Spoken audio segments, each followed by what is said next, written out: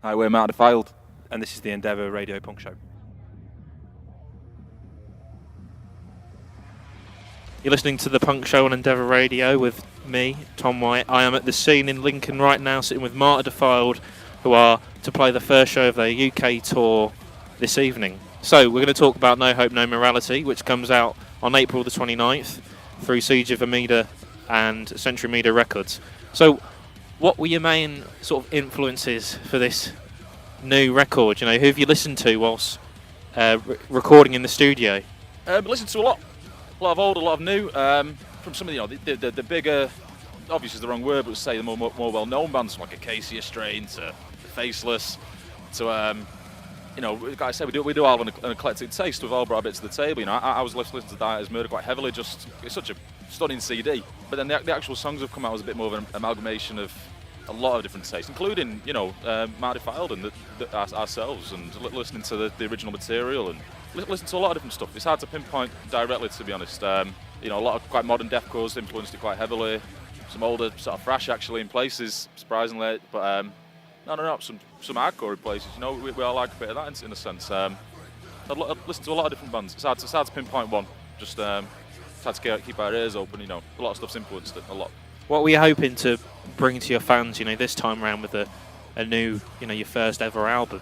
As a band, we like to be quite high energy. We like to be able to put on a great live show. We take pride in every show. We want to give 110%, and I guess we wanted to write songs that would reflect that live.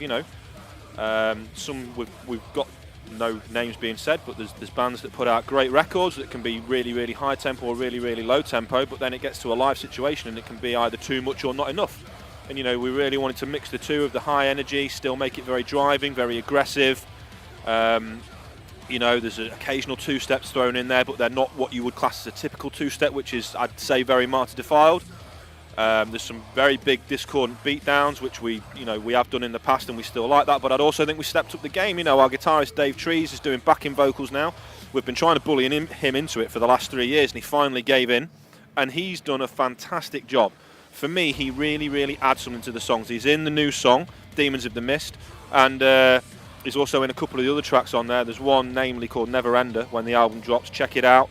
And he's, heavily involved in that. He's got a great tone to his voice. He's got a great tone to his voice, and it just adds that little bit to us. And we're really, really happy with it. We're excited for everybody to hear it, and we've had a fantastic response from Demons in the Mist as well. Really, really good response. So let's hope that continues, with the next single. And in what studio did you record No Hope, No Morality? And who with? We actually recorded it in Manchester at Witchwood Studios.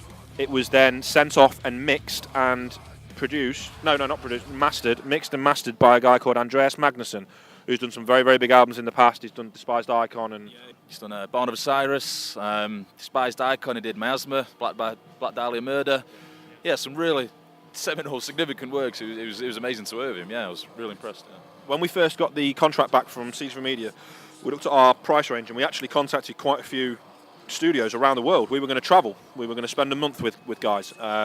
And visas literally just put a massive roadblock in front of you. It's not financially viable unless you're getting paid a lot of money to be able. We had about 4 US studios that we were ready to go to, that we were really excited about.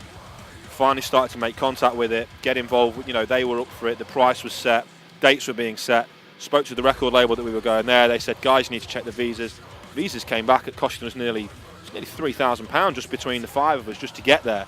That's without then having your month away and then paying for it as well. It was just not financially viable, so we decided to do all of them as dry stems, essentially. Yeah, DIs. We recorded meticulously and then sent it away to Andreas, and he's done a brilliant job. Really, really happy. Really happy. Can we expect any guest features on this album? As Matt's provided vocals once before for Viart's Murders, Vincent Bennett. So can we expect Vincent Bennett maybe on this record, or going to see somebody else on this new album? Yeah, we've got some guest vocals on it. Got Jamie from Heart of a Coward, which is great. He sounds really good in it. He's really brought another level of depth to that song. We was always planning to have some guest vocals in this part, and we were discussing who that'd be best. And fortunately, we've ended up with Jamie Graham. So yeah, it sounds belted. It really does. Sounds good. Okay, and you released Lifeless, one of your singles, last year on the 28th of February, so nearly a year ago now. So would you say that this single is the bridge from In Shadows to No Hope, No Morality? You know, is it a definite move away from, you know, using your electronic elements that were on your EP Collusion? Yeah, the whole Collusion sound was, I guess, relevant to them at the time, and it's recorded well. Still a very, very strong album. It is a very, very strong album, but musically, stylistically, it's not what we're going for anymore. You know, obviously we did bridge the gap when we released Isolate, then Goldstein, going into then the In Shadows EP. And then after the In Shadows EP, what we want to do, we always want to try and keep things moving. We don't want to sit there stagnant. Between releasing Collusion and dropping Isolate as a single, we had nearly an 18-month period where not a single song got released. And we realised that was a massive mistake. We were touring that hard that we didn't go and write any music. And we realised that you have to, even if it means taking time out to not tour, you have to make sure you write new music.